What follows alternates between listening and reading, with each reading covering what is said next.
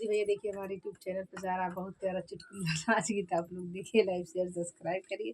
फुल support में आप लोग देखिएगा। ये चुटकुला नाच गीत है। आप लोग को कैसा लगा कमेंट बॉक्स में बताइएगा। एकदम चुटकुला नाच, एकदम चुटकुला नाच गीत है बढ़िया वाला।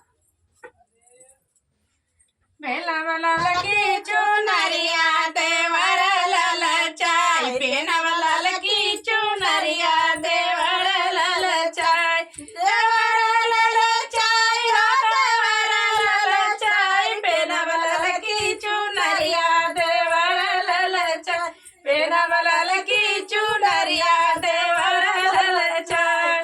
सोने के थाली में जवना परसलो, सोने के थाली में जवना परसलो, जवना परसलो हो जवना परसलो, जवना परसलो हो जवना परसलो।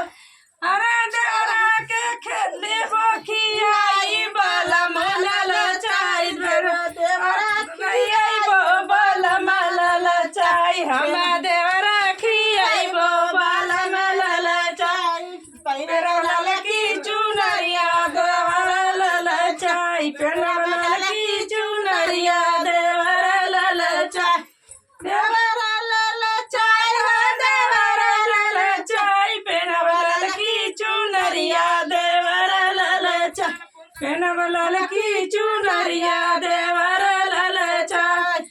जजर गेरुआ गंगा जल पानी, जजर गेरुआ गंगा जल पानी, गंगा जल पानी हो गंगा जल पानी।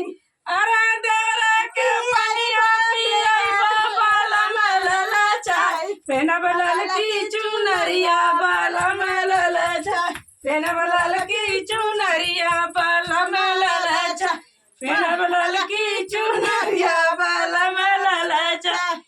लवंग इलायची के बिरवा जोड़वलो, बिरवा जोड़वलो, बिरवा जोड़वलो, लारा बिरवा कुचाइबो देवरा बाला मलल चाई, पेरा बलल की चुनरिया बाला मलल चाई, पेरा बलल की चुनरिया बाला मलल चाई, पेरा बलल की चुनरिया बाला मलल चाई, पेरा बलल की चुनरिया बाला मलल चाई। फुलवा हजारे के सजल गवलो, फुलवा हजारे के सजल गवलो, अरे सजिया सोइबो देवर बाला मलल चाई, अरे सजिया सोइबो देवर बाला मलल चाई, पेना बलल की चुनरिया बाला मलल चाई, पेना बलल की चुनरिया देवर ललचाई, पेना बलल की चुनरिया